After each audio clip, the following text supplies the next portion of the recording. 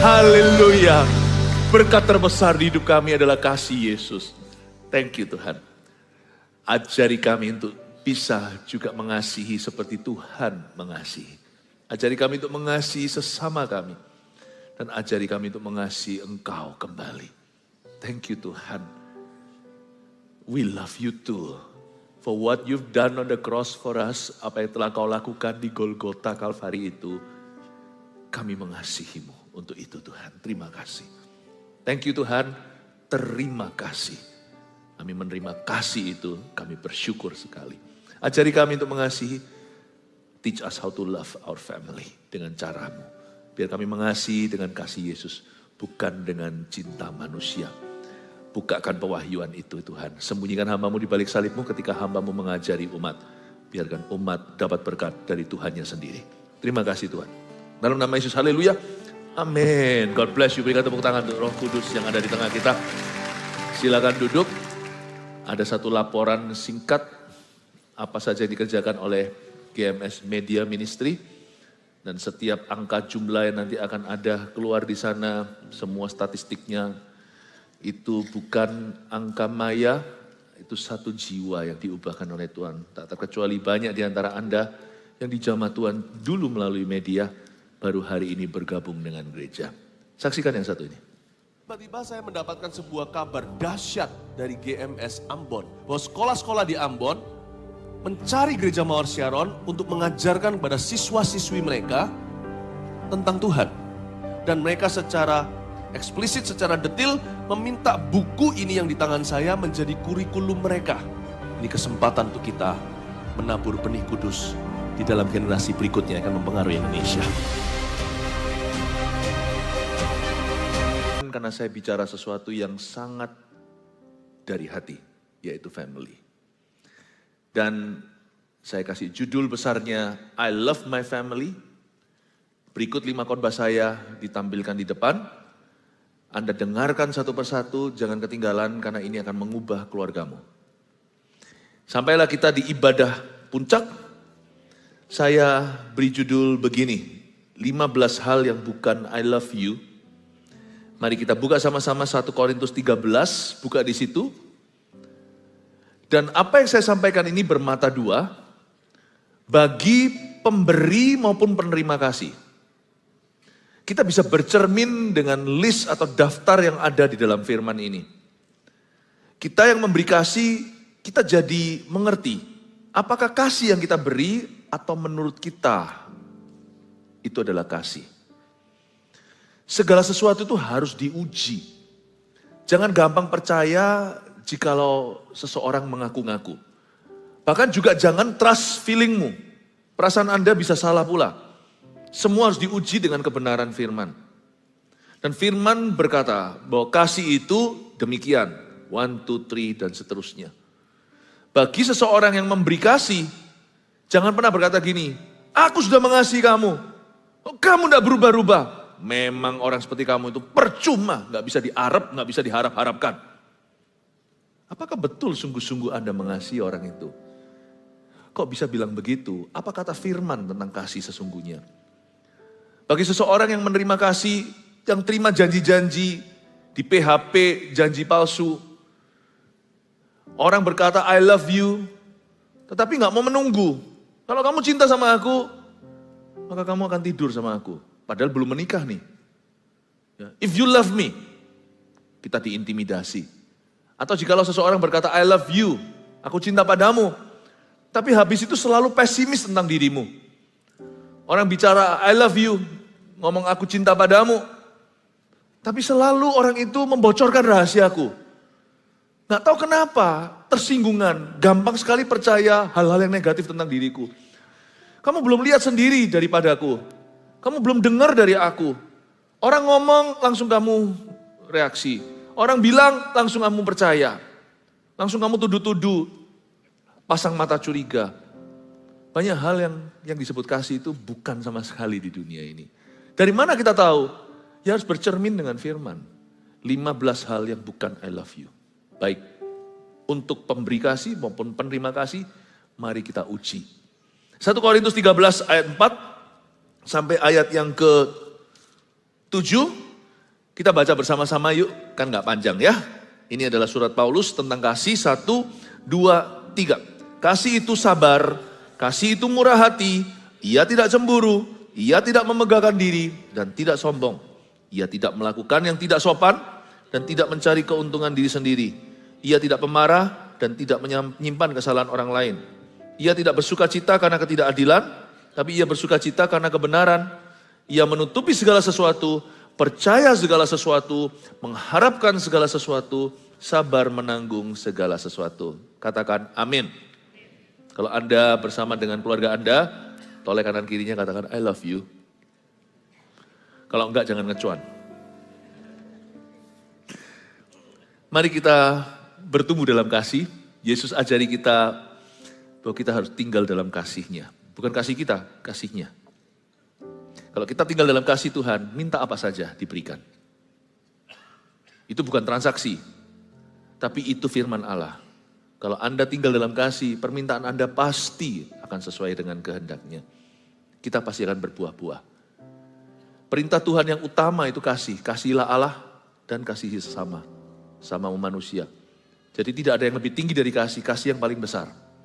Nah definisi kasih itu dia. Tapi saya coba ambil dari sisi opposite atau lawan kata. Apa yang bukan kasih? Jangan gampang percaya orang bilang I love you. Uji dulu. Dan jangan juga merasa Anda sudah mengasihi jikalau kasihmu tidak teruji. Karena kasih itu bukan pilihan. Kasih itu bukan perasaan. Tapi kasih itu adalah tindakan nyata. Dan kasih Tuhan beda dengan cinta manusia. Kita mulai dengan yang pertama. Aneh sih. Harusnya kalau saya menulis surat ini, saya akan tulis kasih itu berkorban.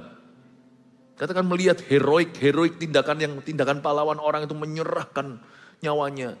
Lalu habis itu orang yang langsung memberi badannya kena peluru supaya orang lain tidak mati.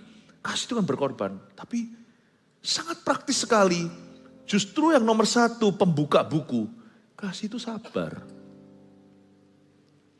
Saya kasih bocoran ya. Kasih itu dibuka dengan sabar, ditutup dengan panjang sabar. Coba Anda baca nanti. Di ujung tadi dari ayat yang kita bacakan, sabar menanggung segala sesuatu. Sabar ini agak sedikit underrated. Dia tidak terlalu menarik sih. Khotbah tentang kesabaran tidak akan viral. Khotbah tentang panjang sabar apalagi. Wah, orang gak mau di zaman dunia yang instan. Tapi kalau tidak bermula dengan sabar, semua tentang kasih itu omong kosong belaka sampai ujungnya. Kalau kita tidak sabar, semua definisi lain tentang kasih tidak berlaku. Kalau belum apa-apa udah gak sabar, jebol semuanya sampai ujungnya. Kasih itu sabar. Berarti nomor 1, hari ini ada 15 ya.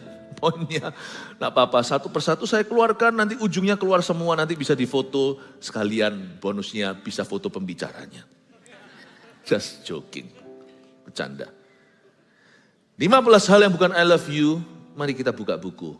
Nomor 1, tidak mau menunggumu. Itu bukan I love you. Orang bilang I love you tapi tidak punya waktu dan tidak mau menunggumu, itu orang bohong, dia tidak mengasihimu. Dan kalau Anda yang mengaku-ngaku I love you pada seseorang tapi tidak sabaran sama orang itu, dusta. You don't love that person. I love you translationnya, terjemahan kebenaran. I love you itu artinya I sabar with you. Kalau I gak sabar with you berarti I don't love you. Gitu aja loh, jangan gampang-gampang berkata love. Love itu terjemahnya sabar. Kadang-kadang kalau saya sama keluarga sendiri atau orang dekat, kadang-kadang kita bisa lebih sabar sama strangers atau orang asing. Tapi kalau orang sendiri itu kita gak sabaran. Saya jadi cemburu untuk orang-orang yang saya cintai. Kok aku begitu ya? Sama orang lain aku lebih sabar, tapi sama orang sendiri aku lebih gak sabaran. Jangan-jangan aku gak mengasihi orang yang di dekatku. Dan sama orang lain aku pura-pura. Kasihmu itu teruji bukan sama orang asing, tapi orang sendiri. Di level sabarmu itulah level kasihmu pada orang itu. Kalau kita gak sabar, kita gak cinta sama dia. Udah gitu aja. Jadi kalau kita ini yang rindu mengasihi keluarga kita, I love my family, tapi kita nggak sabaran sama keluarga sendiri. Agitated ya. Lebih gampang provoke, lebih gampang terprovokasi. Agitated itu orangnya gerah, gampang marah. Dikit-dikit naik pitam, dikit-dikit naik pitam. Jangan-jangan memang ya itulah level kasihmu pada keluargamu. Dan kalau Anda ketemu orang misalnya bilang I love you, tapi dia gak sabar sama Anda.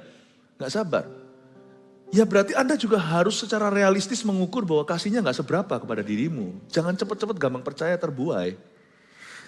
Jangan mudah untuk begini loh. Kakinya. Jangan gampang swept you by your feet. Jangan gampang kita tuh langsung terbuai. Karena kasih itu translated patience. Kata benda, kasih itu sabar. Sabar itu kasih. Kalau you sabar sama aku, you love me. Udah gitu aja. Mau tahu kita itu seperti apa cintanya sama keluarga? Uji kesabaranmu sendiri. Sebab 15 hal yang bukan I love you itu dimulai dengan nomor 1. Tidak mau menunggumu. Don't believe it's love. It's not. Itu just what you think is love, it's not.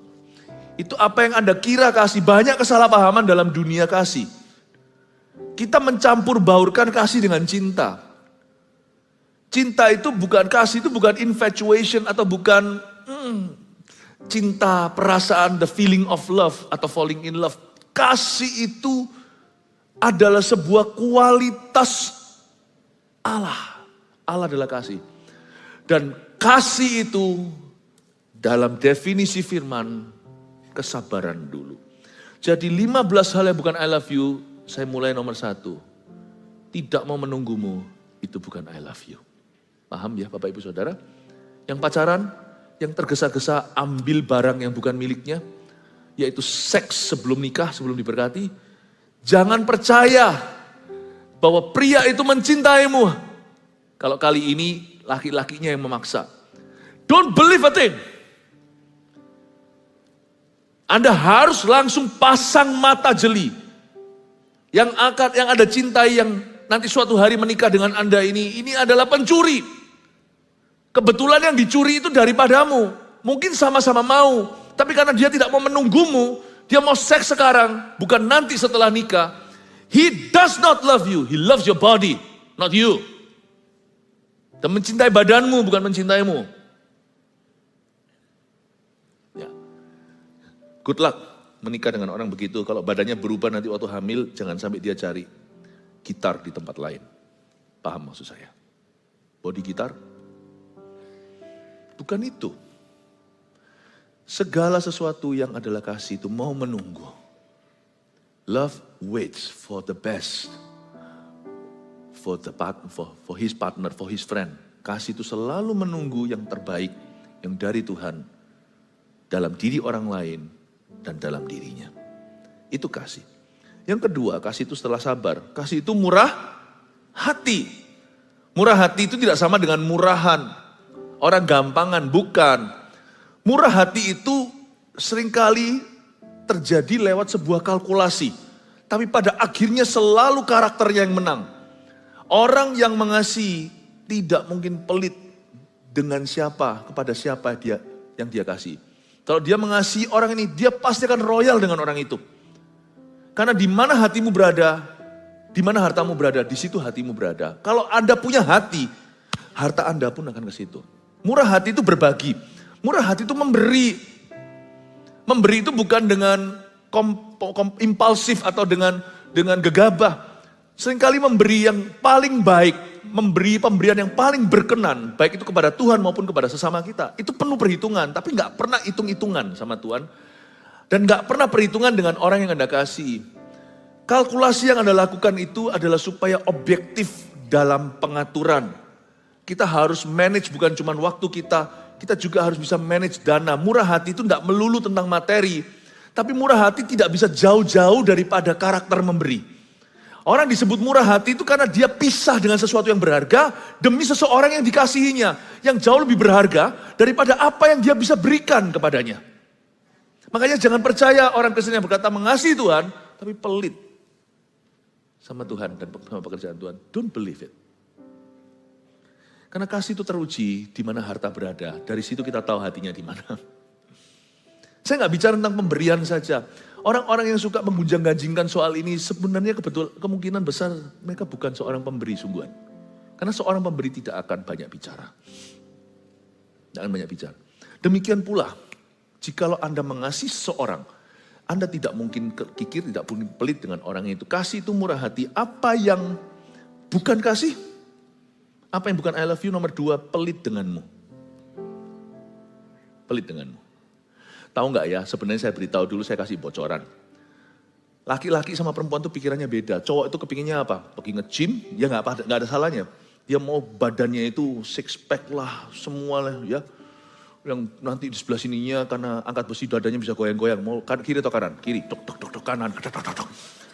Kalau menurut saya nggak tahu karena saya bukan perempuan. Menurut saya itu tidak membuat wanita juga itu enggak sih. Enggak sih. Perempuan enggak terpukau dengan itu. Sungguhan. Kayaknya laki itu salah paham di seluruh dunia. Kalau memang Anda suka ya lakukan sebagai hobi. Tapi jangan kau kira bahwa perempuan akan terbuai gara-gara itu. Perempuan yang benar enggak akan begitu. Perempuan yang salah, enggak tergantung dengan bodimu sebenarnya. Tergantung dengan pribadianmu, yaitu mobil pribadi, rumah pribadi, jet pribadi. Kalau yang salah ya sudah salah lah. Mau bodinya itu bodybuilder atau bukan itu nggak masalah. Dia nggak lihat itunya. Kalau yang sudah salah ya sudah materialistis ya materialistis. Dia nggak akan peduli Anda looknya. Yang penting Anda punya. Tapi yang benar nggak mungkin cari yang gituan kok. Paham maksud saya ya? Maksud saya mau ngomong apa sih? Begini loh. Saya kasih bocoran ya.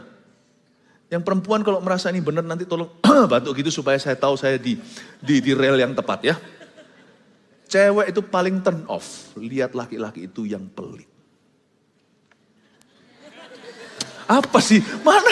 Yang cowok jangan ketawa dong. Ya kalian ini, kita ini yang jadi korban. Tolong diam kalau disembeli. Saya ulang. Yang paling buat turn off. Misalnya kalau Anda lagi diajak kencan keluar habis itu. Pas lagi, enggak tahu kenapa pas bilnya keluar itu selalu Anda mau ke WC. Atau langsung tunggu-tungguan. Tidak ada yang bisa membunuh kesempatan kedua. Daripada kalau lihat lakinya diam aja. Dia mau bayar kalau Anda sendiri, tapi Anda datang dengan 2 teman lain. Kalau dia berani ajak Anda kencan, meskipun itu dengan teman, ya dia berani bayar dong. Kalau enggak ya jangan. Kira-kira, makanya itu jangan kejar yang terlalu tinggi di atas. Kira-kira lah levelnya itu 11-12. Ya kan? Nah kalau tiba-tiba itu semuanya temennya di sana, apalagi di depan teman-temannya, 2-3 cewek, teman-teman ceweknya. Mereka bertiga katakanlah Anda sendiri, wah jagoan 007. Tapi nggak mau bayar. 007-nya mantap. Tapi waktu bilnya itu 700. 700.000. Gimana kalau kita split the bill? Kita bayar sebagian, saya bayar dia aja. Langsung Anda pasti di ghosting setelah itu. Betul ya? Saya itu mau coba tahu term-termnya anak-anak muda hari ini. Nggak ngerti-ngerti ghosting. Nggak ada yang lebih membuat wanita itu kecele, bahasa Surabaya cegek. Membuat mereka jadi turn off. Rasa gitu. Meskipun dia bodinya itu kiri kanan mau goyang bisa. Nggak dicari itunya. Kalau dia pelit, that's it. That's it. Betul nggak yang cewek? Laki diam. Perlu obat batuk kelihatannya. Pelit denganmu. Sudah. Masih batuk terus. Kayaknya trauma nih. Orang-orang masih ada banyak trauma hati. Kasih itu murah hati. Pelit denganmu itu bukan I love you. Bukan berarti foya ya. If you love me, buy me Ferrari. Bukan begitu. Tetapi kalau orang pelit, jangan percaya dia itu peduli denganmu. Dia care for you. Nggak usah percaya. Kalau kita bilang cinta Tuhan, kita pelit sama Tuhan. Kalau kita bilang cinta manusia, kita pelit sama manusia. Tapi kita berani foya pada diri sendiri. Tapi kikir kalau sama orang lain. Jangan mempercaya. Makanya itu kalau kita berkata I love someone, beranilah bayar harga. Harga itu tidak tentu materi dan duit. Waktu, tidak perhitungan. Berkorban nggak merasa seperti gimana, seperti Yakub waktu cinta Rahel. Dia ditipu sama Laban, mestinya 7 tahun jadi 14. Dan dia merasa 7 tahun kemudian itu seperti 7 hari doang. If you love someone, Anda akan willing to pay the price. Anda pasti murah hati. Murah hati itu sisi murahnya di Anda, bukan di orangnya. Demi membeli, ini bukan berarti orang bisa dibeli ya, tapi demi membeli kasihmu kepadanya, Anda jadikan semua pengorbananmu itu murah di matamu sendiri. It's nothing. Hanya ini Tuhan persembahanku, segenap hidupku, jiwa dan ragaku. Sebab tak ku miliki harta kekayaan. Mungkin dia beri segalanya, masih merasa gak cukup. Yang cukup berarti tuh ku persembahkan. Hanya ini Tuhan. Apa? Itu dia. Terimalah Tuhan persembahanku, pakailah hidupku sebagai alatmu. Hidup pun dikasih semua, seumur hidupku. Karena kita cinta sama Tuhan, kita merasa apa yang kita beri itu murah di mata kita. Dia yang mahal. If you love someone, Anda pasti dengan bijaksana ya, bukan yang ngawur, Anda pasti brol-brolan. Pasti. Dan saya gak ngomong soal persembahan. Saya ngomong soal hati yang mencintai. Pelit denganmu, bukan I love you. Jadi pikirkan lagi, sungguh entah Anda mengasihi itu, baik itu manusia atau Allah. Do you really? Kenapa gak pernah bayar harga? Cuman Kristen gitu-gitu doang. Do you really love Jesus? Maybe not. Maybe not. Do you really love your family kalau kita gak punya waktu untuk mereka? Maybe not. Kita bisa ngaku-ngaku, kalau aku udah cinta kan aku udah akan hidupi anak-anakku. Ya, aku tahu. Anda memberikan apa yang Anda ingin berikan. Anda tidak memberikan apa yang mereka sungguh-sungguh butuhkan. Sebab kalau Anda sungguh-sungguh mencintai mereka, Anda pasti dengarkan. Dan apa yang mereka butuhkan, Anda pasti akan berikan. Tidak mungkin Anda akan tahan kebaikan. Murah hati itu memberi. Murah hati itu berbagi. Murah hati itu berkorban. I love you itu berarti I'm willing any day to sacrifice for you. Saya rela kapanpun untuk berkorban bagimu. Kasih itu sabar, kasih itu murah hati. Ketiga, ia tidak cemburu. Ini bukan cemburu, gak cemburu sama mantan. Kalau gitu sesuatu yang salah itu. Kalau Anda lihat suami Anda teman tapi mesra sama mantannya, Anda gak cemburu, something wrong with you. Tidak cemburu di sini itu tidak envy your success. Berarti yang ketiga, yang bukan I love you adalah jikalau dia iri akan suksesmu. Kalau ada orang mengaku-ngaku cinta, ini saudaraku nih, berarti aku senang dia sukses. Tapi ketika Anda sungguhan sukses, dia gak suka. Dia sesungguhnya gak mencintaimu, dia mencintai dirinya. Selama kau ada di bawahnya, dia cinta. Sekali kau mengatasinya, termasuk dalam kepemimpinan, bisa juga loh. Orang yang kita didik jadi jagoan, lebih hebat dari kita. Sebenarnya kasih itu belum teruji sampai orang lain sukses. Sampai orang lain kau kasih itu sukses, Anda bisa bahagia enggak untuk suksesnya? Kalau Anda iri akan suksesnya, kalau dia dibawa Anda belas kasihani, belas kasihan itu bukan kasih. Kasihan, bahasa Surabayanya sano. Bahasa Jawa Tengahnya sake. Itu bukan kasih. Kasihan itu petty atau pity. Kasihan itu adalah amal. Kasihan itu adalah jenis kasih yang lebih receh sifatnya atau yang lebih sifatnya recehan. Ini bukan candaan, recehan maksudnya itu koin-koin, sen-sen, bukan kasih sesungguhnya yang bisa Anda berikan. Jadi orangnya tidak cemburu. Jadi kalau dia sampai cemburu karena suksesmu, cemburu akan keberhasilanmu, orang yang iri akan keberhasilan Anda, orang itu tidak mengasihi Anda. Dan juga ujilah dirimu sendiri. Kalau kita bilang kita cinta seseorang, dan orang itu akhirnya dipakai Tuhan lebih dari kita, diberkati dulu, doanya dijawab. Kita bilang kita cinta sama sister kita, kita cinta sama adik kita. Misalnya sama-sama perempuan nih, kakak beradik. Sudah menikah kurang lebih dalam tahun yang sama. Tiba-tiba Anda susah dapat momongan, dia dapat dulu Dulu cintanya luar biasa sama adiknya, tapi ketika adiknya diberkati, ngalami mujizat dulu, kita tiba-tiba merasa nggak terima. Kok adikku dapat dulu? Kita cemburu. Jadi love dulu antara sister itu cuman sifatnya insting saja, instingtif atau seperti hewan. Tapi hatimu tidak pernah memilih untuk sungguh-sungguh mengasihi saudara perempuanmu. Sebab ketika dia hamil dulu, menikahnya 11-12, ini tahun ini, dia tahun depan. Tapi dia yang menikah belakangan malah dapat momongan, Anda sudah 7 tahun tidak punya keturunan. Dokter bilang A, bilang B, hati Anda enggak, tiba-tiba dalam hati kecil Anda, kok enak adikku bisa dapat anak dulu.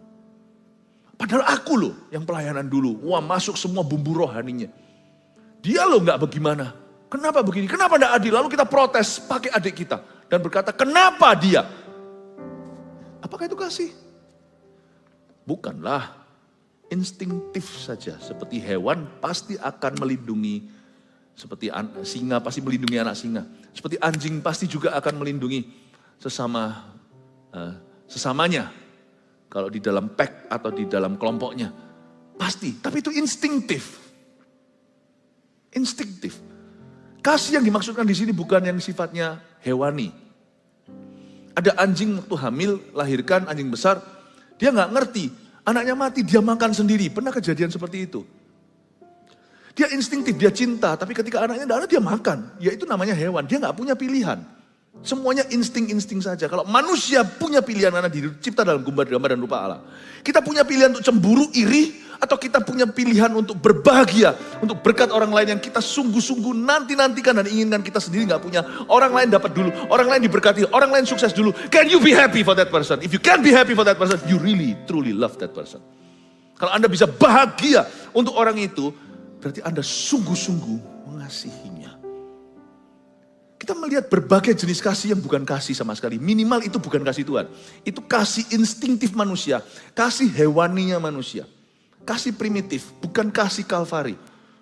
Kita melihat banyak kok cerita orang itu sangat dipedulikan, sangat dibantu ketika dia dibawa. Tapi sekali dia diberkati, sekali dia dipakai Tuhan, rasanya kayak tiba-tiba jadi saingan. Ini yang saya sebut kasih level komunis, ya begitu. Kalau kita sama-sama rata gak apa-apa, sekali you menonjol satu kepala, gua tebang. Berapa banyak orang kayak gitu sih sungguhan? Dalam dunia gereja berapa banyak juga? Berapa banyak orang yang ikut gereja juga mikirnya gereja itu kecil, wah kasihan. Sekali dia berhasil karena mengelola dengan baik dan Tuhan pakai urapan terjadi, jiwa-jiwa diselamatkan dan membesar, tiba-tiba gak layak untuk dukunganku kami. Level komunis. Level komunis. You only love people if they are poor. Kita hanya mencintai orang kalau mereka itu miskin, terpuruk, di bawah. Tapi sekali mereka mulai naik stratanya, mulai dipakai oleh Allah, bukankah kita mengasihi itu harus selalu loving people to greatness. Kita tuh kalau mencintai orang itu harus mengasihi orang itu sampai dia besar. Makanya itu saya komitmen sebagai seorang pemimpin rohani, kalau ada orang di bawah saya dipakai Tuhan lebih. My goodness, gembala regional siapa tiba-tiba jadi luar biasa. Saya hatinya tuh happy sekali. Kalau enggak, saya bohongi diri sendiri, saya bohongi siapa? Berarti saya tidak mengasihi mereka. Mengasihi orang yang lebih less fortunate, yang tidak seberuntung Anda, itu mudah, itu belas kasihan. Jangan pernah mistaken, jangan pernah Anda salah paham. Jangan pernah Anda itu, jangan sampai kita itu juling secara definisi. Nggak bisa membedakan antara kasih dan belas kasih. Belas kasih, itu bukan kasih, itu hanyalah kasihan. Ia tidak cemburu. Jadi kalau Anda mau tahu Anda mengasihi orang itu atau tidak, tunggu dulu sampai dia sukses. Coba lihat, Anda masih mendukung, percaya pada dia, untuk terus mendoakan. Dan Anda terus punya best wishes, harapan-harapan indah untuk orang itu. Paham ya Bapak Ibu Saudara? Tidak heran kadang-kadang, bahkan manusia itu bisa begitu primitif hewani, sampai-sampai. Bisa jadi loh ya, orang tua sendiri sama anak, bisa saingan loh, kalau nggak hati-hati. You never know. Jaga hati dengan segala waspada. Anda tidak bisa percaya hewan di dalam dirimu itu namanya kedagingan. Tidak bisa percaya. Karena itu kasih itu harus selalu masuk hadirat Allah. Diperbaharui. Bukan hanya diuji, diperbaharui Tuhan. Give me your love. Your love. Not this animal love that I'm feeling. Bukan cinta yang secara hewani, naluri. Kasih aku truly yang sejati, kasihmu Yesus, your love. Kasihmu Tuhan. Ajarilah kami ini. Tahu lagu itu? Nanti tolong siapkan aja lagu itu. Saya suka sekali lagu lama itu. Ajarilah kami ini saling mengasihi. Harus diajari, bukan yang naluri. Naluri itu alami. Ini yang supranatural. Ajarilah kami ini saling mengampuni. Ajarilah kami ini kasih-Mu ya Tuhan. Kasih-Mu sungguh tiada batasnya. That kind of love yang disebut di 1 Korintus 13. Bukan kasih instinktif naluri. Semua kita sudah punya itu. Tidak perlu belajar lagi. Not your love. His love. Bukan cintanya kita. Kasih Allah. Karena kasih yang tidak pernah gagal ditulis 1 Korintus 13. Kasih yang terbesar kan. Demikian tinggal iman, pengharapan, kasih. Dan kasih yang terbesar adalah kasih. Dikatakan bahasa roh, nubuatan semuanya itu. Semua itu hanya karunia sementara di dunia. Tetapi kasih tidak pernah gagal. Kasih apa yang tidak pernah gagal? Kasih manusia aja bisa gagal. Kasih orang tua aja bisa gagal. Kasih Yesus tidak bisa gagal. Give me your love. Your love, oh Jesus. Kasih-Mu ya Tuhan. Ia tidak cemburu. Baru 3, ada 15. Ayo cepat. Ia tidak memegahkan diri. Katakan tidak memegahkan diri. Yang berikutnya. Yang nomor 4. Apa yang bukan I love you. Yaitu pamer yang tidak kau punya. Kalau ada orang ngomong terus pamer-pamer tentang dia punya apa, koneksinya pamer itu gak tentu barang. Tapi juga bisa menonjolkan diri. Sebenarnya kelihatannya dia itu seperti mau sharing, tapi sebenarnya it's all about him. Tentang dirinya. Pamer yang tidak kau punya. Mentang-mentang tahu Anda tidak punya itu, dipameri itu. Lain cerita kalau dia melakukan sesuatu, dia punya sesuatu, atau melakukan sesuatu, dia simpan untuk dirinya. Dan untuk kenikmatannya, atau untuk tujuan hidupnya. Atau hanya untuk, karena sesuatu berkat dalam hidupnya. Tapi kalau dia secara sengaja menampilkan itu, memamerkan itu, dan mentang-mentang Anda dan saya tidak punya itu, lalu dia pamerkan itu, Anda jangan kepancing ya. Kalau hati yang penuh kasih Yesus itu pasti senang untuk berkat orang lain. Kadang-kadang orang pamer pun kita gak kerasa. Kita malah ikut memuji, wow, dia malah senang. Kita gak dosa, dia tambah dosa. Jadi orang itu yang polos saja, jangan yang garis-garis kotak-kotak. Kalau kita motivasinya itu bersih, orang itu pamer sama kita gak ngerti. Kita malah happy untuk dia, I'm so happy. Jadi orang itu sendiri pun kena kipas-kipas seperti sate itu semakin cepat matang. Semakin matang dosanya. Jadi semakin pamer, Anda gak kerasa. Karena Anda itu orang yang polos di depan Tuhan. Anda senang bukan memuji-muji dia, apalagi menjilat, tidak. Tapi Anda gak tahu kalau Anda sedang dipameri. Dan Anda sama sekali gak iri. Dan itu orang happy. Tiap kali ketemu Anda pamer lagi. Tiap kali ketemu Anda ngomong gede lagi. Ngomong gede, ngomong besar lagi. Dia gak kerasa. Anda semakin diberkati Allah karena Anda gak iri. Gak ada bedanya ada gak ada yang dia katakan itu. Bagi Anda tidak inginkan. Anda tidak pernah melakukan dosanya yaitu mengingini harta orang lain, istri orang lain, pasangan orang lain, keledai orang lain. Luck atau keberuntungan orang lain Anda gak miliki. Tapi orang itu semakin hari semakin matang dosanya. Orang yang suka pamer apa yang gak kau punya. Orang itu tidak mencintaimu. Dia memakaimu sebagai objek penyembahannya. Menyembah dirinya. Kita aja jangan kepancing. Salah itu bisa dari dua sisi. Ada orang salah ngomong sama Anda juga jadi salah di depan Allah. Nah itu salah kaprah, itu salahmu sendiri. Tapi kalau ada orang salah pun tidak mempan sama kita gak salah-salah. Orang salah pun kita gak kerasa dan kita terus memuji Tuhan. Satu sisi aja yang salah, jangan ikut-ikutan. Orang mau marah sama Anda, jangan ikut-ikutan marah. Orang mau jahat sama Anda, jangan balas dengan kejahatan. Itu berarti dua banditnya. Tapi kalau orang jahat itu pilihan dia. Kalau Anda mau jadi orang benar itu juga pilihanmu. Pilihlah jadi orang benar. Pilihlah untuk hidup di dalam kasih Yesus. Abide in my love. Tinggallah dalam kasih. Tuhan perintahkan di Yohanes 15. Abide in my love. Gak cuman mengasihi, tapi tinggal dalam kasih itu. You stay. Abide in my love. Kata abide itu bukan stay seperti kita itu staycation atau kita di hotel, kita nginep sebentar. Abide itu bukan cuma ngontrak. Belilah rumah di sana, tinggallah di situ, jadikan permanen adresmu. Kata abide in my love, tinggallah dalam kasih. Sampai-sampai gak mempan orang salah sama Anda. Jangan irilah sama berkata orang lain. Tapi kalau Anda lihat, ada orang suka pamer. Pamer hokinya, pamer ininya, segalanya, ngomong besar sama Anda. He doesn't love you. He's loving himself. Dan kalau Anda dan saya orang itu, bertobatlah. Berarti Anda tidak mencintai siapa-siapa. Sebab orang yang mengasihi, dia tidak kasih, karena kasih tidak akan memegahkan diri. Jadi apa yang bukan I love you nomor 4 tadi? Yang pamer yang tidak kau punya, itu bukan I love you. Ya? Masih mengikuti saya? Lanjut lagi ya. Ini saya rasa kita ini lagi di detox ini sekarang ya. Toksik-toksiknya mau keluar. Sekali lagi ini pedang bermata dua, jadi tertuju kepada pemberi kasih. Kalau kita berada dari sisi pemberi atau resipien kasih atau penerima kasih. Dua-dua perlu diuji. Ya, yang berikutnya. Bukan hanya ia tidak memegahkan diri, tapi juga dia tidak sombong. Yang kelima, apa yang bukan I love you? Kalau Anda lihat ini jelas-jelas bukan kasih. Merasa kau tidak layak untuknya. Sombong. Di mana ada sombong itu berarti ada orang yang layak, ada orang yang tidak layak. Kasih itu selalu mengangkat. Ingat, kasih itu selalu mengangkat. Segala sesuatu yang sifatnya kasta dan menjadikan Anda segala sesuatu yang memposisikan dirinya seperti sebuah kasta itu bukan kasih.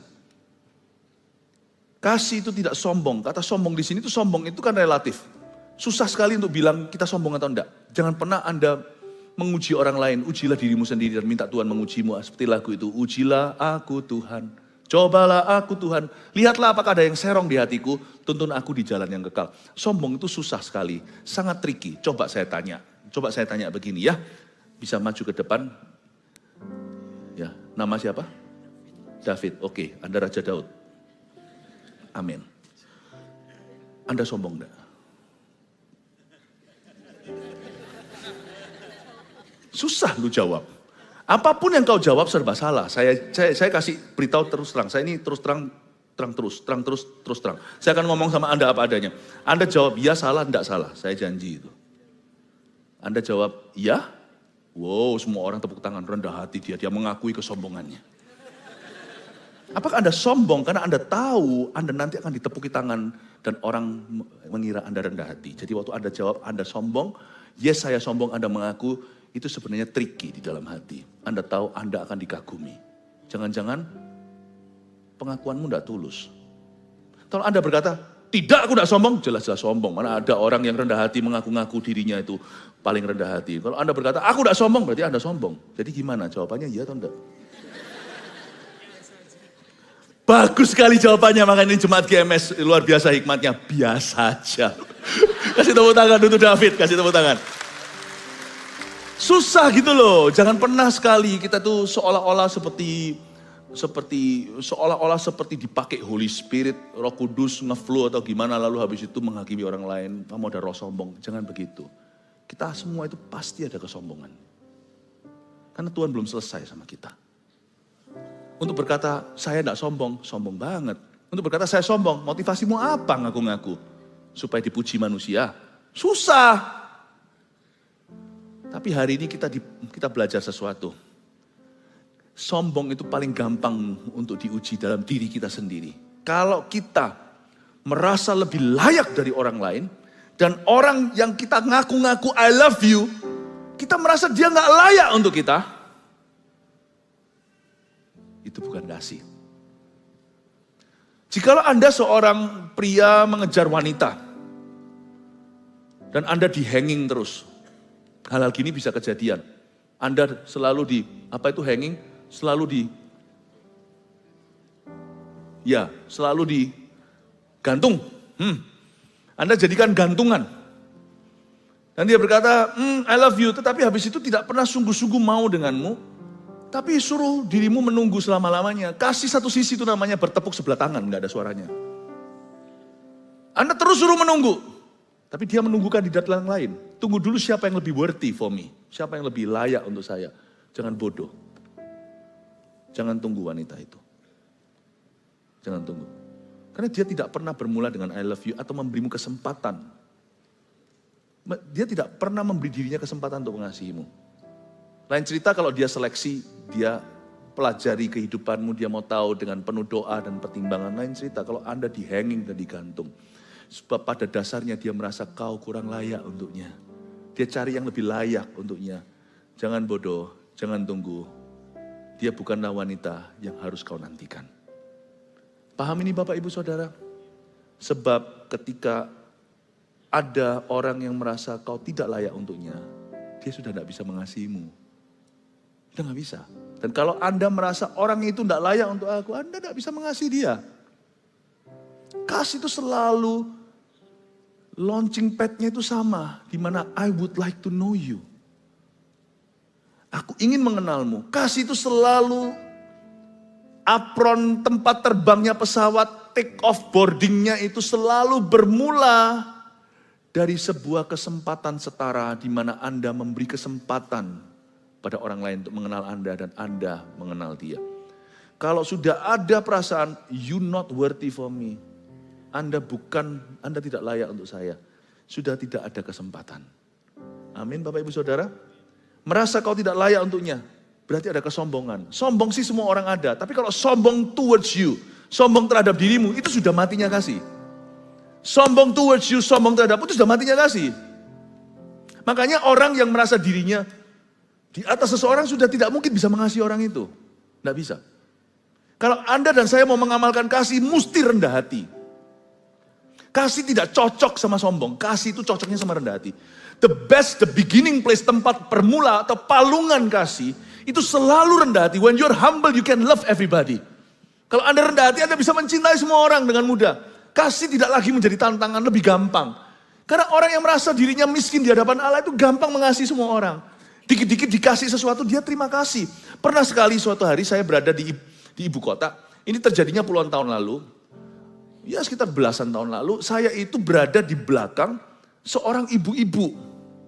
Ibu-ibu itu tasnya jatuh waktu dia masukkan itu mungkin nggak persis gitu kan. Anda kan tahu kan, kalau semuanya tasnya itu masuk ke dalam X-ray itu, kalau di airport, kalau ditaruh bagaimana, ada nyantol gitu nggak masuk, ada juga yang jatuh, ditinggal gitu aja langsung masuk. Gitu ya. Ini kan stranger, orang asing saya nggak tahu. Tapi kan saya ini seorang orang Kristen. Saya diajari oleh Tuhan untuk ringan tangan. Bukan panjang tangan, untuk mencuri, ringan tangan. Tasnya jatuh, satu-satunya nyantol. Saya kata, bu. Loh ini kan urusanmu, saya juga dilema, saya masuk aja peduli amat. Tapi tasnya dia menghalangi, tasku mau masuk ke situ kecuali tak minggirin. Ya sudah akhirnya singkat cerita, jatuh tasnya saya angkat. Dia tahu loh itu tasnya jatuh saya enggak angkat, dia noleh kok. Saya angkat. Loh.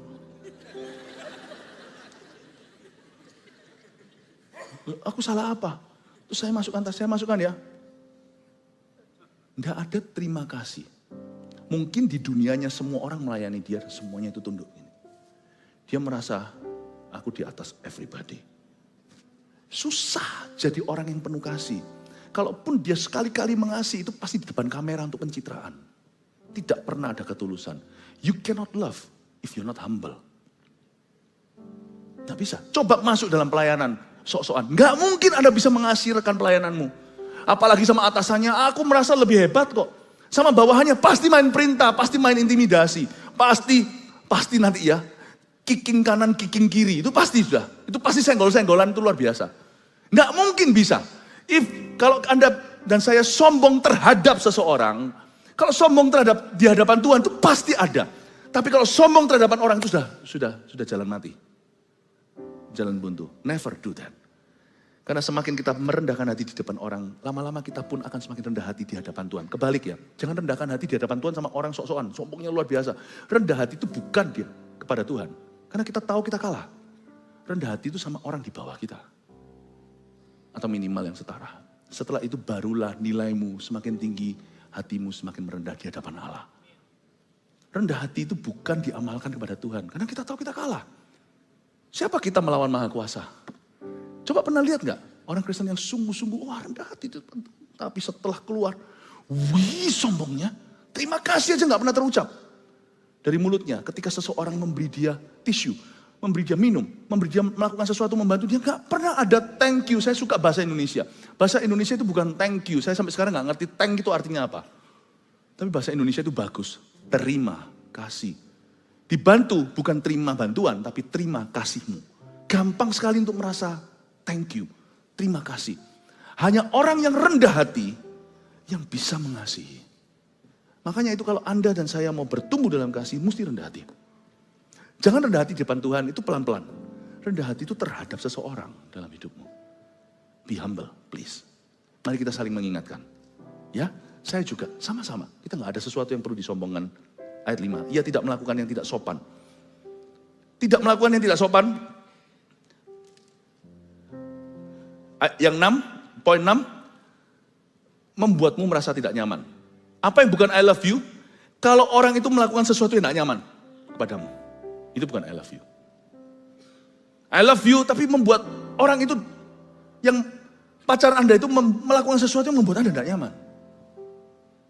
Tuhan itu memberi kita alarm clock sekalipun kita tidak tentu punya banyak hikmat. Tapi setiap kita itu punya intuisi dan punya nurani. Kok nggak srek ya? Misalnya seseorang yang merupakan predator yang suka melecehkan, itu kan biasanya selalu dimulai dengan kasih permen-permen dulu, itu anak-anak kecil kan kasihan. Mungkin om-om yang tidak waras, cari boy atau anak-anak kecil, pria kecil, bocah kecil, laki-laki, lalu lecehkan secara seksual, itu cerita kan sudah pasaran. Kan selalu dimulai itu, kalau Anda tahu dalam nuranimu, aku nggak srek sama ini, lari, run. That is fake love. Itu bahkan bukan kawiannya. Tas-tas kawian itu malah lebih bagus. Sangat menyolok perbedaannya. Barang kalau bukan asli itu, kalau bukan kasih, jangan percaya dengan I love you kalau dia membuatmu merasa tidak nyaman. Tidak nyaman. Karena itu kasih akan selalu mentolerir kekurangan orang. Saya maksudkan bukan moralitas. Kalau orang itu tidak bisa begini, kita kadang-kadang memang kita diizinkan Tuhan untuk push seseorang. Saya ngerti. Tapi most of the time, sebagian besar, kasih itu akan berbunyi understanding. Bisa dimengerti. Kasih itu tidak akan memaksakan dan berkata, kamu harus begini, begitu. Kadang-kadang kasih itu hanya memberikan kita berkata, it's okay. Kayak film aja, it's okay not to be okay. Saya gak pernah nonton itu by the way. Saya gak ngerti itu apa. It's alright. Kadang-kadang elusan itu bisa membuat hidup orang itu berubah loh, berbeda. It's okay loh. Kamu gak apa-apa. Kamu gak lengkap gak apa-apa. Kamu gak bisa ini gak apa-apa. Aku gak maksa kamu. Tapi ada hal-hal tertentu yang beda ya. Dalam dunia kerajaan Allah, kadang-kadang Allah bekerja dengan dahsyat. Seperti Yunus yang ditelan ikan, kadang-kadang harus ada push-push secara supranatural dari Tuhan. Itu perkecualian. Tetapi pada dasarnya kasih itu selalu menunjukkan understanding. Dia tidak akan melakukan sesuatu yang membuatmu rasa tidak nyaman. Berikutnya yang ketujuh. Dan dia tidak mencari keuntungan diri sendiri.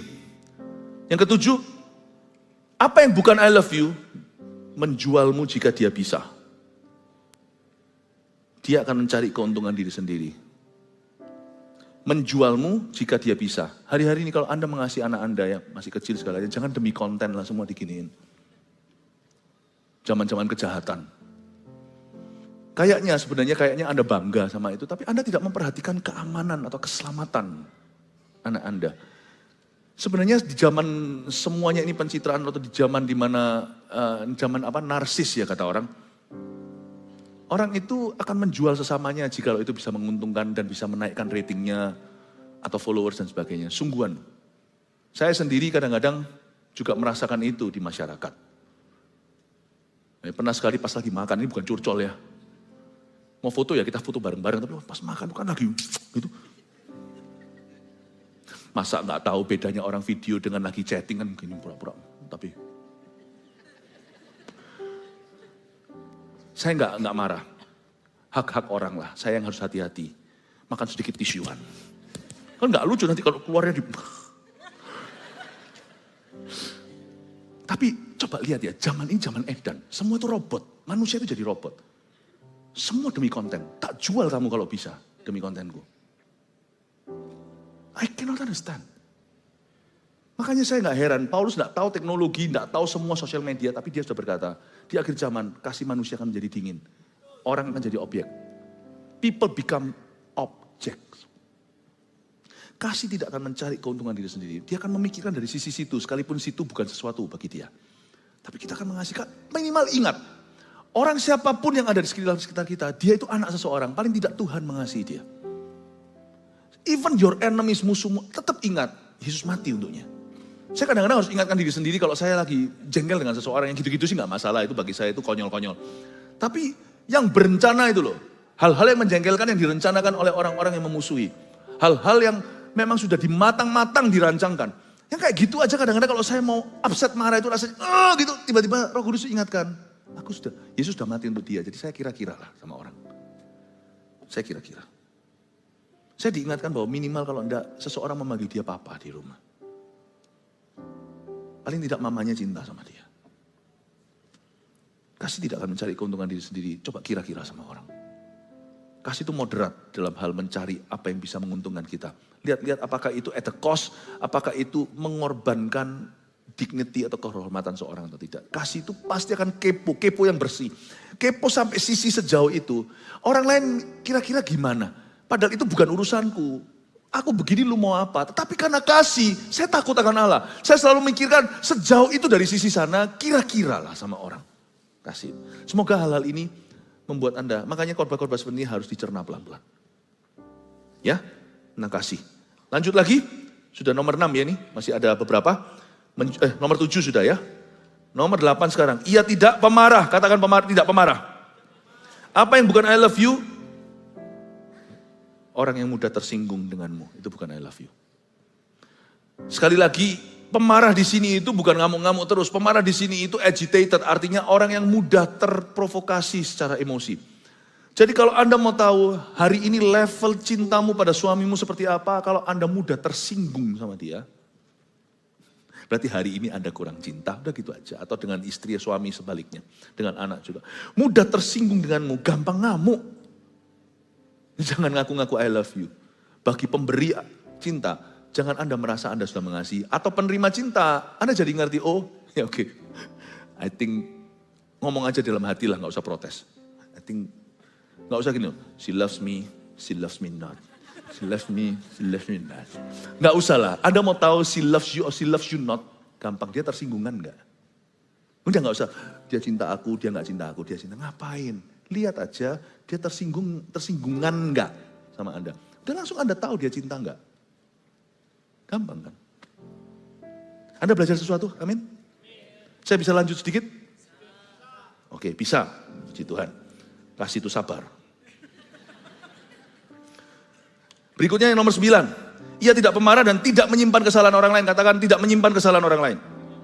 Berarti lawan kata kan, ini semua kan lawan kata. 15 hal yang bukan I love you berarti lawan katanya tidak menyimpan kesalahan orang lain, ya menyimpan kesalahan orang lain. Kalau orang yang menyimpan kesalahan lain, orang itu gak cinta. Jadi yang ke-9, suka mengungkit kesalahanmu itu bukan I love you. Ini sering terjadi di dalam sebuah hubungan yang posesif. Dia akan suka mengungkit kesalahanmu, seolah-olah dia mengasihimu, seolah-olah dia peduli, tapi diungkit terus. Orang yang mengungkit kesalahan tidak mengasihi. Dan kalau Anda punya kesalahan diungkit-ungkit terus sama orang itu, bukan demi pertobatanmu atau koreksi yang membangun, tapi diungkit melulu, saya rasa he doesn't love you. Udah gitu aja. Dia gak mencintaimu. Sebab orang yang suka mengungkit kesalahan itu berarti orang itu sama sekali tidak cinta. Sebab orang karena kasih itu tidak akan menyimpan kesalahan. Kasih malah justru punya satu kualitas namanya pikun seperlunya. Sungguhan, kasih itu bisa melupakan banyak kesalahan dan menutupinya. Kok bisa menyimpan kesalahan itu lawan kata kasih. Oke? 10, ia tidak bersuka cita karena ketidakadilan. Nomor 10, apa yang bukan I love you ini saya balik semuanya. Saya kasih arus negatifnya yang bukan I love you apa. Kalau kasih di sini dia tidak bersuka cita karena ketidakadilan, berarti yang bukan kasih, berarti yang bukan kasih itu bersuka cita karena ketidakadilan. Bahasa sehari-hari begini, nomor 10 poinnya adalah senang ketika kau jatuh. Anda pernah lihat mama yang udah ngomong sama anaknya gitu, lalu habis itu anaknya jalan itu jatuh. Nah tahu rasa lu, kapok.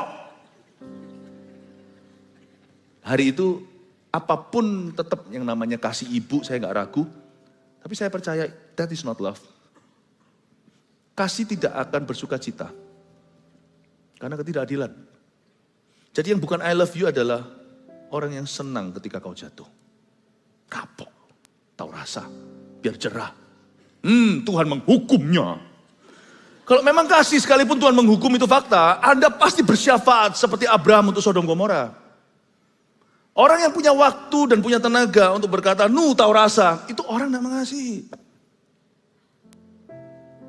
Jadi Anda harus tahu, Kadang-kadang Tuhan izinkan kita mengalami arus bawah, itu supaya kita bisa tahu siapa sahabat sejati kita, siapa bukan. Saya bersyukur untuk masa-masa lembah di dalam hidupku. Itu memisahkan, saya langsung tahu yang sungguh-sungguh mengasihi saya dengan yang tidak, itu kelihatan. Karena ketika engkau jatuh, saya maksudnya jatuh ini bukan moralitas ya, semoga jangan. Jatuh itu bisa jadi tentang tekanan kehidupan atau semacam kegagalan atau suatu situasi yang tidak kondusif bagi hidupmu dan itu menghimpitmu ke bawah. Pada saat itu Anda akan lihat ada dua tipe orang-orang yang bersenang-senang atau beria-ria karena kejatuhan Anda. Mereka bersuka cita karena ketidakadilan yang terjadi atasmu. Atau mereka yang berkata, I'm standing by you. Aku berdiri di sisimu. Dan orang yang begitu itu kasih. Makanya itu kalau Anda mau mengamalkan kasih, cari orang sengsara. Cari orang ketika di bawah. Jangan ketika sukses banyak orang teman, tapi ketika dia bangkrut, Anda ulurkan tangan dan Anda doakan. Di situ Anda membuat yang namanya forever friends. Itulah eternal friends itu di sana. Ketika di lembah itulah keluar yang namanya sahabat kekal. Amin Bapak Ibu. Justru ketika orang itu terpuruk, Anda akan lihat siapa senang dia jatuh, siapa yang turut menangis dengan dia dan turut membangun. Ia tidak bersuka cita karena ketidakadilan, tapi ia bersuka cita karena kebenaran. Ini sekarang saya tambahkan. Nomor 11.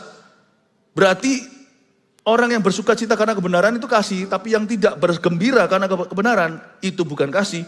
Jadi yang nomor 11 yang bukan I love you adalah tadi senang ketika kau jatuh, sekarang orang yang tidak senang ketika kau berhasil. Nah itu bukan kasih. Ketika Anda berhasil, akan muncul dua tipe orang. Tiga tipe tepatnya. Ada orang yang bersenang dengan Anda tapi motivasinya A, supaya kecipratan. Tapi ada orang yang senang dengan Anda tanpa meminta apa-apa. Anda berhasil itu sudah cukup good news for me. Tidak perlu aku dapat sesuatu. Ada teman-teman yang tulus dan biasanya orang-orang begitu yang sama dari lembah sama Anda. Dari lembah. Yang tiba-tiba teman tidak diundang muncul semua ketika Anda berhasil itu banyak nanti.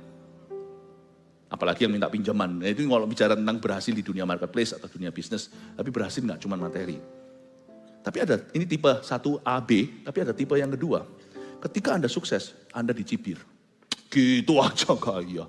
Gampang lah orang itu kebetulan. Jadi mencoba untuk mengkorting glorimu.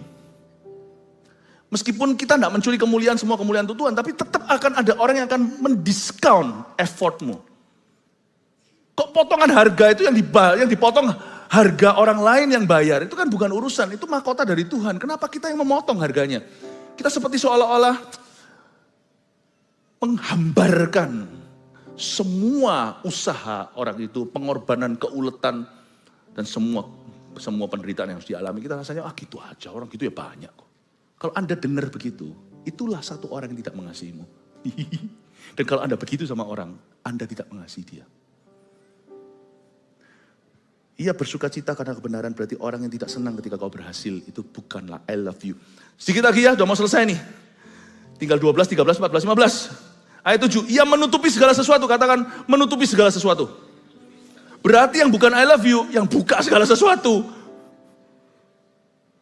Nomor 12, memberitakan aibmu. Menceritakan. Itu bukan kasih. Jadi kalau ada orang ngomong sesuatu yang bagus dibuat jelek, wah itu parah sekali. Sedangkan yang jelek aja kita nggak boleh jelekkan. Menceritakan, membuka aibmu. Itu bukan I love you. Itulah sebabnya kalau kita itu jangan biasakan lah ya menjatuhkan orang di depan orang. Atau sembunyi-sembunyi di balik orang. Janganlah. Karena memberitakan aib itu bukan kasih, malah kasih itu menutupi segala sesuatu. Nomor 13, saya nggak perlu panjang lebar, udah tinggal sedikit lagi. Percaya segala sesuatu, katakan percaya segala sesuatu. Jadi, lawan katanya kasih yang bukan I love you, kalau kasih itu percaya segala sesuatu, berarti lawan jenisnya gampang percaya negatif tentang dirimu. Anda lihat ya, orang itu sungguhan mengasihi Anda atau tidak itu gampang sekali. Kalau dia dengar here says, there says, nggak dengar langsung dari Anda. Langsung gampang nyalain Anda. Langsung negatif. Orang berkata, trust me, he doesn't truly love you.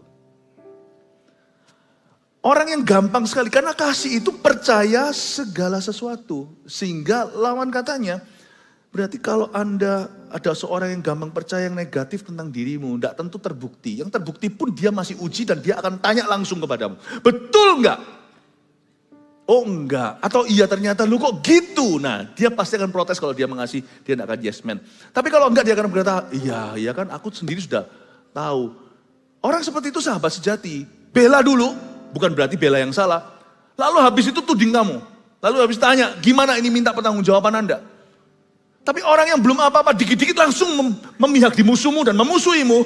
Anda tahu dia bukanlah sahabat yang berakar dengan Anda. Jangan jadikan orang itu pasanganmu.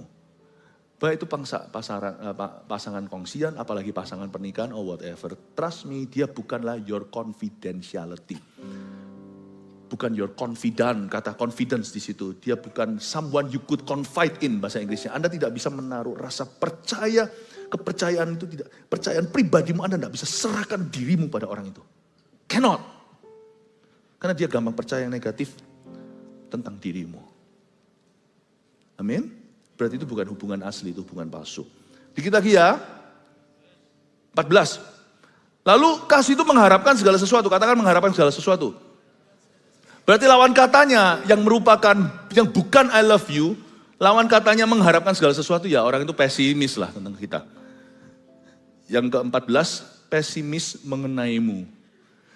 Kasih sih kasih, but I don't believe you can do it. Lain cerita kalau secara objektif dia peringatkan, kamu jangan gegabah. Itu penuh dengan doa dan pertimbangan, perhitungan dan ada penjelasan. Tapi kalau orang itu nggak percaya, mana bisa kamu bisa. Kelihatannya kasih. Jangan mau dibelas kasihani, saya paling anti dikasihani orang. Saya nggak mau. Dan saya juga nggak memaksa orang percaya saya bisa. Sehingga kalau saya melakukan sesuatu, saya harus bisa menjelaskan ke orang itu. Saya harus bisa menginspirasinya untuk bisa melihat yang saya lihat. Tapi saya tidak mau dibelas kasihani. Tapi jikalau sekalipun Anda lakukan itu semuanya, tetap ada orang yang selalu pesimis dengan Anda. Mana mungkin kamu bisa, mana mungkin kamu mau pesimis. Itu bukan I love you loh. Daripada gitu, mendingan saya punya musuh. Daripada sahabat yang pesimis sama saya. Kasih saya musuh, saya bangkit optimis. Kasih saya sahabat pesimis. Kamu coba jatuhkan aku, tah? Kamu tuh mau melemahkan saya. Kamu itu mau dismantling atau apa itu ya. Bahasa Ibraninya dismantle itu pretelin. Kamu itu mau apa itu pretelin itu apa? Dismembering. Dicopot satu-satu. Kamu itu mau meruntuhkan semua visiku ya. Pesimis banget. Daripada sahabat pesimis gini, gue gak perlu musuh punya kamu. Mendingan kasih saya musuh sungguhan. Yang langsung datang ke saya dan berkata, aku lawan kamu, mendingan ayo. Kalau ini bukan bicara tentang berantem, bukan. Tapi bicara tentang kepercayaan. Daripada seorang sahabat yang mencium pipi saya seperti Orpah. Mencium Naomi, katanya ciuman tapi meninggalkan. Mendingan daripada Yudas yang mencium pipi kanan. Dan berkata, inilah Tuhan, ambillah dia, tangkaplah. Saya gak perlu sahabat yang mencium saya dan berkata, I don't believe you. I don't need that. Dan saya tidak mau jadi sahabat kayak gitu pada siapapun. No. Kalau saya bilang saya mengasihi jemaat ini, I believe you can change. Saya percaya Anda bisa berubah. Kalau saya berkata saya mengasihi gereja ini, saya percaya Anda pasti bisa bertumbuh. Orang jahat pun di sini akan diubahkan. Berapa banyak orang nanti akan mencibir, oh jemaat gini-gini. Gereja itu bukan cuma rumah sembuh, kadang-kadang juga rumah sakit. Please jangan cercah jemaatku. Jemaatnya Kristus sih, coba sekali-kali saya ngaku. Mereka baru 1-2 bulan di sini. Kasih kesempatan, 1-2 tahun. Saulus ini akan berubah jadi Paulus. Kasih itu pasti yang membelamu dan berkata, no! Kamu jangan tuduh, kasih dia waktu. Dia pasti akan berubah. Oh gereja begini, orang Kristen begini, oh CG begitu, kok begini-begitu. Emangnya CG itu semuanya sehat? Orang-orangnya? Enggak. Kasih waktu. Aku tahu jemaatku. Mereka pasti akan berubah. Wah gitu-gitu. Saya kasih itu komitmen untuk berada di sisi optimis di sampingmu. Meskipun kadang-kadang kita taruhan loh lakukan itu. Sungguhan kadang-kadang taruhan loh. Kita gak tahu apakah betul nanti Anda bisa berubah. Pokoknya gue bela dulu di depan. Hajar dulu musuh. Berkata, jangan lancang kau. Bilang begini dan begitu. Ini anakku, ini adikku, ini saudaraku. Ini suamiku, ini istriku. Nggak usah bela buta, mentah-mentah. Enggak. Tapi Anda Optimis. Setelah Anda ngomong sama musuh, Anda berkata sama mereka, please berubah. Come on, cambuklah itu. Ayo maju, aku bantu. Kasih itu begitu. Bella, aku optimis, kamu jangan pesimis. Di sini kita optimiskan mereka dan berkata, ayo come on, I will assist you. Jadilah sahabat yang begitu. Dalam pernikahan juga, topanglah suamimu, hai istri. Istri, suami, pahami istrimu. Jangan sampai Anda menjadi jangkarnya yang membuat dia akhirnya tenggelam. Tapi menikah dengan Anda, istri Anda yang sudah luntur dalam hidupmu, yang sudah menangkap visimu, semua sekarang hidupnya adalah tentang suaminya.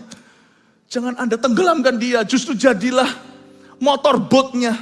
Jadilah mesin boatnya pada motor, pada perahu itu untuk membuat dia laju. Hani, sayangku, mama atau apapun Anda panggil istrimu. Apa yang bisa aku lakukan untuk membuat mimpimu tercapai? Whatever your dream is. Pak, mama gak kepingin apa-apa kok spiring berlian. Nah itu aku gak bisa nyapai.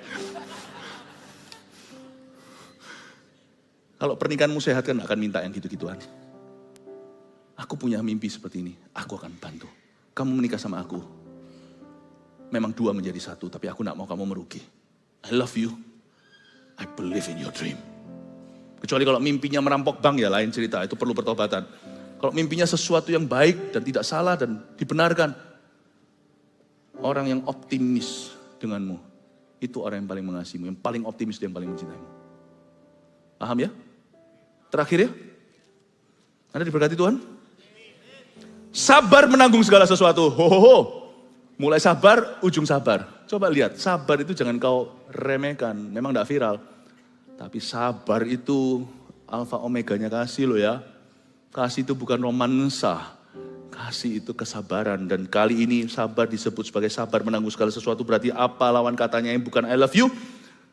Menyerah atas dirimu. Mirip dengan yang tadi. Ini sudah di titik bawah. Orang yang sabar menanggung segala sesuatu. Lawan katanya orang yang sudah menyerah atas Anda. Give up. Give up. Makanya pernikahan bisa berakhir pada perceraian itu bukan karena tukaran, bukan karena berantem. Tadi saya kasih hikmat bertengkar, jadi semua jemaat kita sudah dilatih cara bertengkar yang benar. Hari ini kita diajari apa di gereja? Diajari berantem. Tapi cara firman. Saudara tahu nggak apa? Pernikahan itu gugur bukan karena banyak konflik. Konflik itu sehat, bisa sehat. Sekalipun konfliknya nggak sehat, bisa jadi berkat. Yang membuat menyerah adalah kehilangan kasih. Kapan orang itu cerai? Dia give up. Dia give up. Ya sudah, gak ada apa lagi yang bisa dipertahankan. Karena orang yang menyerah atas dirimu sudah tidak sabar menanggungmu. Tidak pernah sabar menanggung segala sesuatu. Jadi orang yang paling mengasihi adalah orang yang tidak pernah menyerah atas dirimu. Seluruh dunia bisa menyerah. Bumi, gunung dan bukit sudah beranjak. Tapi kasih setia Tuhan tidak akan beranjak. Tak akan beranjak, tak akan bergoyang. Tak akan beranjak, tak akan bergoyang. Orang terakhir yang paling mengasihi Anda di dalam hidup ini selain Yesus adalah orang terakhir yang tetap berdiri sama Anda ketika seluruh bumi, bukit, gunung sudah beranjak dan give up on you. Orang terakhir yang berkata, I still believe in you.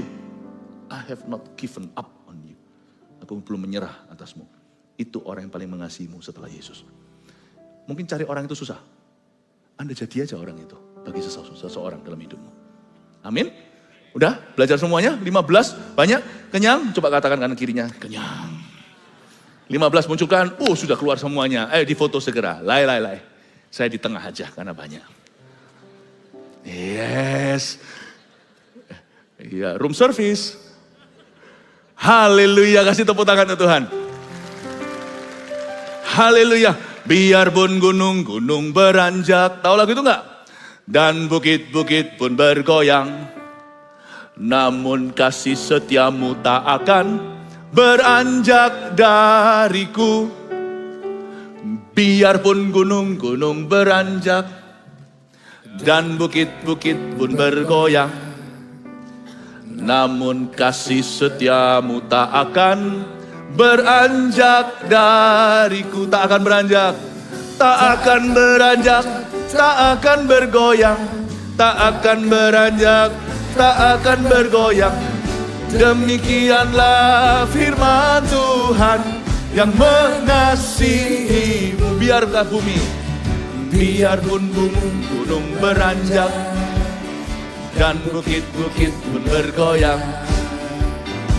namun kasih setiamu tak akan beranjak dariku. Lagu lama bagi anak-anak muda, ini lagu baru. Biarpun gunung-gunung beranjak dan bukit-bukit pun bergoyang, namun kasih setiamu tak akan beranjak dariku. Mari kita berdiri. Tak akan beranjak, tak akan bergoyang, tak akan beranjak, tak akan bergoyang. Demikianlah firman Tuhan yang mengasihiku. Tak akan beranjak, tak akan bergoyang, tak akan beranjak, tak akan bergoyang. Demikianlah firman Tuhan yang mengasihiku. Yang merasa dikasihi Yesus, dengan tepuk tangan Tuhan. Haleluya. Kasih pasti lemah lembut, kasih pasti memaafkan, kasih pasti murah hati, kasihmu Tuhan. Kasih pasti, kasih pasti lemah lembut, kasih pasti memaafkan, kasih pasti murah hati, kasihmu Tuhan. Ajarilah kami ini saling mengasihi, ajarilah kami ini saling mengampuni, ajarilah kami ini kasih-Mu ya Tuhan.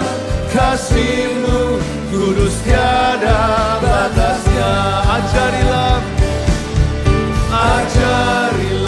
kami ini saling mengasihi, ajarilah kami ini saling mengampuni, ajarilah kami ini kasih-Mu ya Tuhan.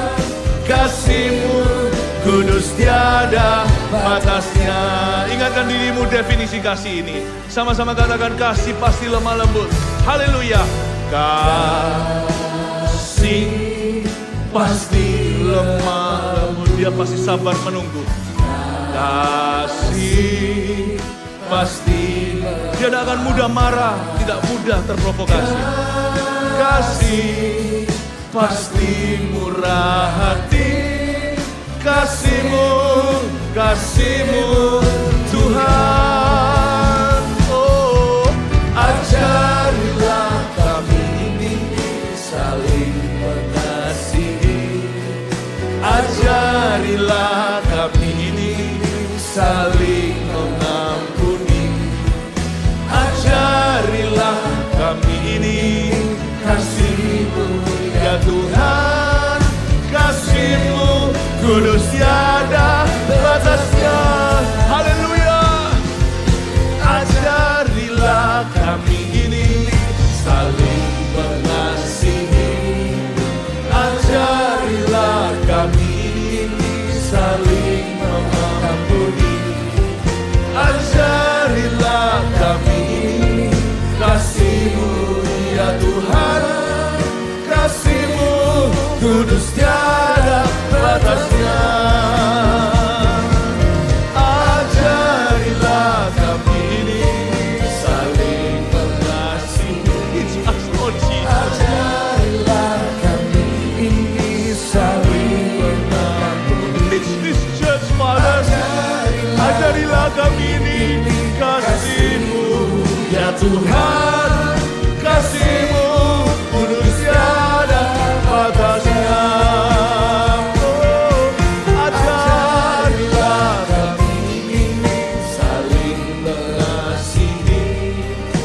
Ajarilah kami ini saling mengampuni,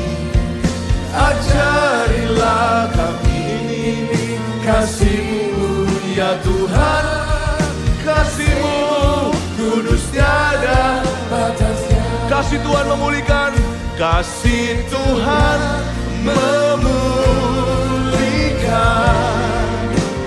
kasih Tuhan memperbarui, kasih Tuhan mau mengampuni, kasih Tuhan mengubah segalanya, kasih Tuhan memulihkan, kasih Tuhan memperbarui, kasih Tuhan mau mengampuni, kasih Tuhan mengubah segalanya,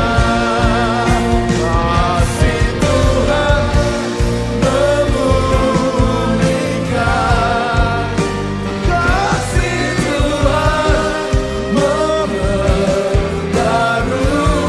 memulihkan, kasih Tuhan memperbarui, kasih Tuhan mau mengampuni, kasih Tuhan mengubah segalanya, kasih Tuhan mengubah segalanya, kasih Tuhan mengubah segalanya. Haleluya, berikan sorak-sorai yang meriah bagi Tuhan Yesus, segala kemuliaan hanya bagi Dia. Haleluya. Terima kasih Tuhan. Terima kasih untuk kasih-Mu. Kami akan abide in your love. Tinggal di dalam kasih Yesus. Kami tidak mau keluar dari situ Tuhan. Kami percaya hari ini Kau mengajari gereja ini. Kebenaran tertinggi bukan karunia, tapi kasih. Teach us how to love, dimulai dari family dan keluarga kami. Dan orang-orang terdekat ya Tuhan. Terima kasih Yesus. Kami bersyukur kepadamu. Bisakah Anda, sebelum nanti kita selesai ibadah, lihat seseorang di kami kanan-kanan, kiri kanan Anda. Saya percaya ini tidak ada perkara remeh dalam hadirat Allah.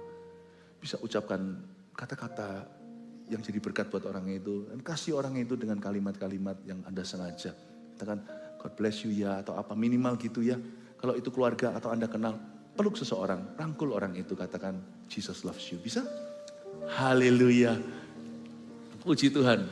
Praise Jesus. Berikan tepuk tangan untuk Tuhan Yesus yang ada di gereja kita. Haleluya. Saya tidak akan adakan altar call, satu-satunya ibadah yang saya tidak adakan altar call yaitu ini. Saya kok merasa urapan Tuhan sudah rata ke semua. Amin. Kita akan akhiri ibadah sebentar lagi, tapi kita terlebih dahulu mengembalikan persembahan persepuluhan setiap awal bulan. Dan juga persembahan sukarela yang kita bawa dari rumah, setiap regular service kita selalu siapkan dulu. Mari kita angkat dengan hikmat, kita angkat dengan rasa hormat pada Tuhan. Tuhan ajari kami untuk sungguh-sungguh murah hati dalam memberi. Semua pemberian kami kembalikan kepada Tuhan Yesus melalui gereja ini. Kami percaya ya Tuhan, Kau akan memakai gereja ini untuk terus-menerus ya Tuhan mengabarkan kasih Yesus. Di setiap gereja-gereja baru, di lokasi-lokasi yang baru pula.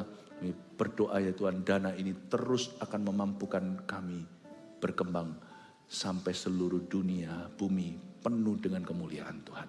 Kami berdoa untuk MSP yang bergerak di antara orang-orang yang membutuhkan. Ya Tuhan Yesus, selalu Kau sertai dan kami dukung selalu ya Tuhan gereja kami. Gereja ini menjadi berkat buat community dan setiap sidang yang jemaatnya belum ada gembalanya, kami akan utus misionaris ke sana. Kami berdoa orang-orang qualified yang diutus ke situ.